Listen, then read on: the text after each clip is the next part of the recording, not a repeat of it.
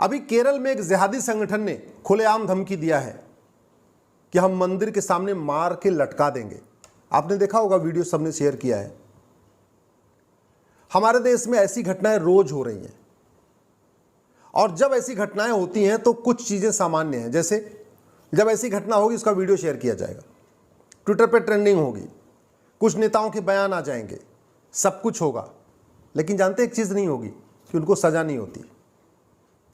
जिन लोगों ने कश्मीर में आग लगाई थी उनको सजा हुई, बिट्टा कराटे को सजा हुई, यासीन मलिक को सजा हुई क्या?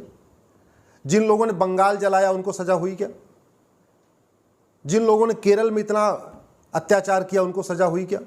जिन लोगों ने गोवा में इतना अत्याचार किया था उनको सजा हुई क्या? जिन लोगों ने असम में इतना अत्याचार किया उनको सजा हुई क्या? जिन लोगों ने दिल्ली में सिखों को मारा उनको सजा हुई क्या? आखिर हमारे प्रधानमंत्री मेहनती ईमानदार हैं, हमारे राष्ट्रपति मेहनती ईमानदार हैं, हमारे चीफ जस्टिस ऑफ इंडिया मेहनती ईमानदार हैं, फिर सजा हो क्यों नहीं रही है? सजा इसलिए नहीं हो रही है कि भारत कानून से चलता है, लोगों से नहीं चलता, व्यक्ति से नहीं चलता। भारत में किसका राज है? प्रधानमंत्री, राष्ट्रपति या चीफ जस्टिस ऑफ इंडिया का राज नहीं है। भारत में कानून का राज है, और कानून घटिया है। कानून घटिया है, इसीलिए अनंतनाग में जिन लोगों ने हत्या किया उनको सजा नहीं हुई, डोडा में जिन लोगों ने हत्या किया उनको सजा नहीं हुई, जम्मू में नरसंहार हुआ उसको सजा नहीं हुई, संग्रामपुर में नरसंहार हुआ था उसको सजा नहीं हुई, उधमपुर नरसंहार वालों को सजा नहीं हुई, और मैं आपको गारंटी के साथ कहता हूं मणिपुर में जिन्होंने नरसंहार किया उनको भी सजा नहीं होगी। केरल में जो धमकी दे रहे हैं उनको भी सजा नहीं हुई है। अभी कल परसों ही एक जिहादी घटना हुई है, टुकड़े टुकड़े काट के मारा है, ट्विटर पे ट्रेंडिंग हो गई, नेताओं के बयान आ गए, वीडियो शेयर हुआ, लेकिन सजा नहीं होगी। जानते हैं क्यों? अभिजीत के हत्यारों को आज तक सजा नहीं हुई, अंकित सक्सेना के हत्यारों को आज तक सजा नहीं हुई, अंकित शर्मा के हत्यारों को आज तक सजा नहीं हुई, अभिजीत सरकार के हत्यारों को आज तक सजा नहीं हुई, अविनाश के हत्यारों को सजा नहीं हुई, बादल मारा गया, बंधु प्रकाश मारा गया, भरत यादव मारा गया, भावेश कोहली मारा गया, चंदन गुप्ता मारा गया, ध्रुव त्यागी मारा गया, दिलवर नेगी मारा गया, डॉक्टर नारंग मारा गया। किसी के हत्यारों को सजा हुई? नहीं हुई। क्यों? क्योंकि कानून महाघटिया है। मुर्मू जी हमारी राष्ट्रपति बहुत ईमानदार मेहनती हैं, प्रधानमंत्री मोदी जी बहुत ईमानदार मेहनती हैं, जस्टिस चंद्रचूड़ बहुत ईमानदार मेहनती हैं, लेकिन अपराध कम नहीं हो रहा है। क्यों? क्योंकि सजा नहीं हो रही है। कानून महाघटिया है। नार्को पॉलीग्राफ ब्रेन मैपिंग कानून नहीं है। 1861 का पुलिस एक्ट चल रहा है, 1860 का इंडियन पिनल कोड चल रहा है, 1872 का एविडेंस एक्ट चल रहा है। पुलिस रिफॉर्म जुडिशियल रिफॉर्म नहीं है, केवल तारीख पे तारीख मिल रही है, क्योंकि जुडिशियल चार्टर लागू नहीं है। 3-3 साल 4-4 साल 4 साल तक केवल जांच होती रहती है, क्योंकि पुलिस चार्टर लागू नहीं है। कानून घटिया है, इसीलिए गंगाराम के हत्यारों को सजा नहीं हुई, हर्षा के हत्यारों को सजा नहीं हुई, हिना तलरेजा के हत्यारों को सजा नहीं हुई, हीरा गुजराती के हत्यारों को सजा नहीं हुई, जीतू मोहन के हत्यारों को सजा नहीं हुई, जस्टिस नीलकांत गंजू जो जज थे जिनको आतंकवादियों ने मारा था कश्मीर में, उनके हत्यारों को सजा नहीं हुई। जब जज के हत्यारों को सजा नहीं हुई तो बाकी आम जनता की क्या औकात है?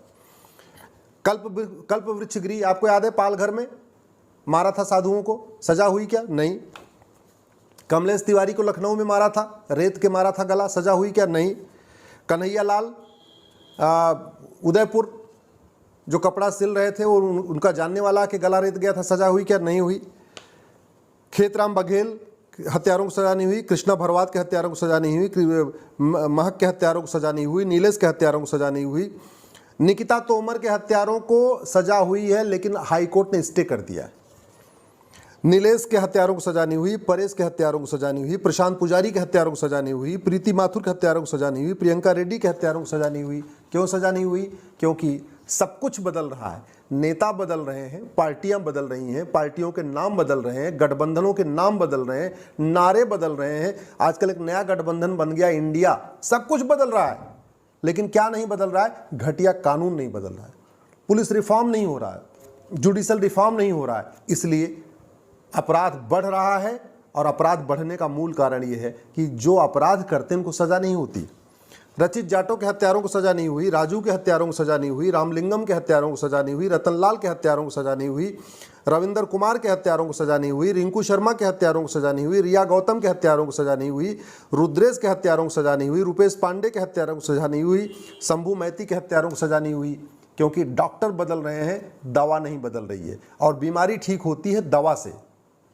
आखिर सिंगापुर में अगर इतना अपराध नहीं है, चीन में इतना अपराध नहीं है, कोरिया में इतना अपराध नहीं है, जापान में इतना अपराध नहीं है, तो क्या कारण है? क्या आपको लगता है वहाँ के राष्ट्रपति प्रधानमंत्री ज़्यादा अच्छे हैं? नहीं, वहाँ का कानून ज़्यादा अच्छा है। दुर्भाग्यवश भारत में हम लोग केवल ट्विटर पे ट्रेंडिंग करके, फेसबुक पे लिख के सब कुछ कर देते हैं, लेकिन कभी पुलिस रिफॉर्म की नहीं मांग करते, जुडिशियल रिफॉर्म की नहीं मांग करते, कानून बनाने की मांग नहीं करते, पुलिस चार्टर, जुडिशियल चार्टर की लागू की नहीं मांग करते। कानून घटिया है, इसीलिए अपराध बढ़ते जा रहे हैं। सावन राठौर के हत्यारों को सजा नहीं हुई, शिवम गिरी के हत्यारों को सजा नहीं हुई, सुशील गिरी के हत्यारों को सजा नहीं हुई, तिलक लाल टपलू कश्मीर में मारे गए थे 1990 में, आज तक उनके हत्यारों को सजा नहीं हुई, ट्विंकल शर्मा के हत्यारों को सजा नहीं हुई, उमेश कोल्हे के हत्यारों को सजा नहीं हुई। उमेश कोल्हे याद होगा आपको, अमरावती में उसके दोस्त ने उसको मरवाया था, सजा हुई क्या? नहीं हुई। विधु जैन के हत्यारों को सजा नहीं हुई, विकास यादव के हत्यारों को सजा नहीं हुई, विनोद कुमार के हत्यारों को सजा नहीं हुई, विष्णु गोस्वामी के हत्यारों को सजा नहीं हुई। ऐसे पूरी लिस्ट है, हजारों की संख्या में है। मैं आप लोगों से बार बार कहता हूं, आप पार्टियों से ऊपर देश को रखिए। देश बचेगा तो पार्टियां बचेंगी, देश बचेगा तो ये गांधीवाद, अंबेडकरवाद, राष्ट्रवाद, सारे वाद चलेंगे। अफगानिस्तान में न गांधीवाद चलता है, न राष्ट्रवाद चलता है, न अंबेडकरवाद चलता है, न पेरियारवाद चलता है, न समाजवाद चलता है, न लोहियावाद चलता, कोई वाद नहीं चलता। साफ हो गए, जातियों में बटे रहे, सारे साफ हो गए। पाकिस्तान में कोई वाद नहीं चलता, न यादववाद चलता है, न पटेलवाद चलता है, न ब्राह्मणवाद चलता है, न क्षत्रियवाद चलता है, न दलितवाद चलता है, न पिछड़ावाद, न अगड़ावाद, कोई वाद नहीं चलता। पाकिस्तान से भी साफ होने वाले, बांग्लादेश से भी साफ होने वाले, पूरी दुनिया से साफ हो चुके, और भारत के 9 राज्यों से भी साफ हो चुके हैं। कश्मीर से साफ हो चुके हैं, मणिपुर से साफ हो चुके हैं, मिजोरम से साफ हो चुके हैं, नागालैंड से साफ हो चुके हैं, मेघालय से साफ हो चुके हैं, अरुणाचल से साफ होने वाले हैं, लद्दाख से साफ हो चुके हैं, लक्षद्वीप से साफ हो चुके हैं, 9 राज्यों में साफ हो चुके हैं।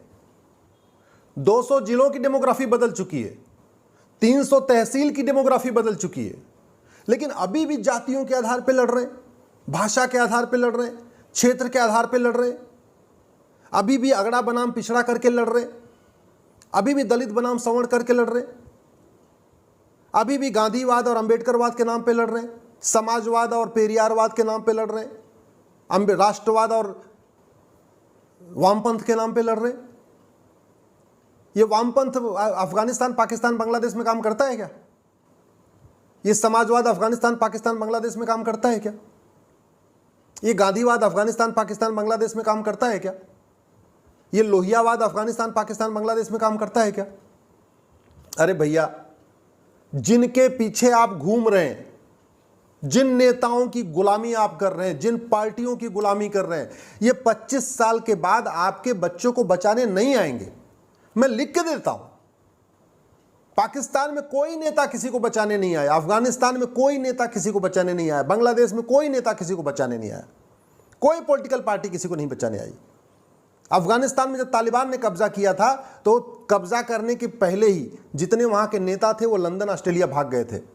हवाई जहाज पे लटक कौन रहा था? आम जनता। आप भी यही चाहते हो कि बाद में आपके बच्चे हवाई जहाज में पहिया पकड़ पकड़ के लटके भागने के लिए भारत से? 9 राज्यों में खत्म हो गए, अभी तक होश ठिकाने नहीं आया। अभी भी वही दलित बनाम सवर्ण, अगला बनाम पिछड़ा, तमिल बनाम बंगाली, गुजराती बनाम मराठा, यही चल रहा है। सठे साठ्यम समाचरित सिद्धांत के अनुसार कानून की मांग करिए।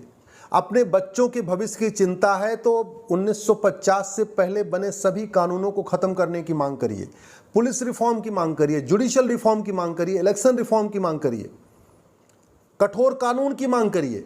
सिंगापुर और अमेरिका में जो कानून चल रहे हैं, चाइना में जो कानून चल रहे हैं, कोरिया में जो कानून चल रहे हैं, उनके अच्छे अच्छे कानूनों को भारत में लागू करने की मांग करिए। ये कानून आपके बच्चों को बचाएगा, कानून आपका घर बचाएगा, नहीं तो आपका भी घर जलेगा, जैसे अफगानिस्तान में जला है, पाकिस्तान में जला है, बांग्लादेश में जला है।